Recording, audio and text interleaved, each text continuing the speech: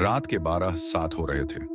Phone की screen पर time बार बार चमक रहा था, जैसे मुझे याद दिला रहा हो कि अब सोना नहीं चाहिए था। अहमद अकेला अपने कमरे में लेटा हुआ था। अम्मी अबू गांव गए हुए थे और पूरा घर अजीब हद तक खामोश था।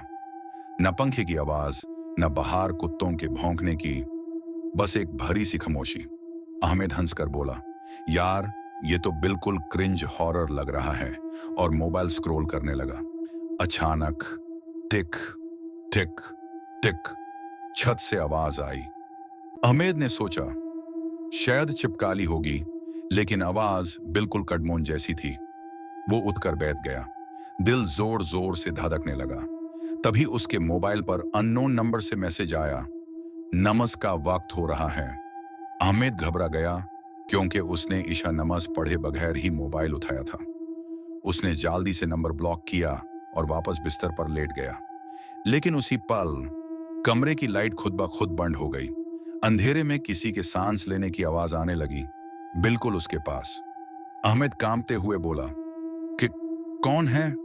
जवाब में एक भरी टूटी हुई आवाज आई, जो नमाज भूल जाए वो हमें नजर आ जाता है। अहमद का जिस्म सुन्न हो गया। वो हिला भी नहीं पा रहा था। अचानक अलमारी के शीशे में उसने अपना अक्स देखा, लेकिन वो अक्स उसके साथ हिल नहीं रहा था। अक्स ने धीरे से मुस्कुराते हुए कहा, अभी वक्त है।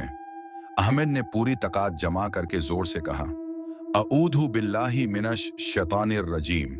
एक तेज चीख गूंगी, हवा का झोंका आया और कमरा अचानक रोशन हो गया। सब कुछ खत्म हो चुका था। अहमद पसीने में भीगा हुआ था। उसने फौरन वुजू किया और नमाज में खड़ा हो गया। नमाज के बाद मोबाइल पर फिर नोटिफिकेशन आया, अल्लाह ने तुम्हें बचा लिया। इस बार सेंडर था नो सेंडर। याद रखो, शैतान हमेशा डरावनी शक्ल में नहीं आता, वो अक्सर गफलत की खामोशी में आता है, और जो बंदा अल्लाह को याद कर लेता है वो हर अंधेरे से बच जाता है। अगर ये कहानी सुनकर आपको भी नमाज याद आ गई हो तो कमेंट में लिखो, या अल्लाह हमें माफ फरमा। और ऐसी और इस्लामिक हॉरर स्टोरीज के लिए सब्सक्राइब करो।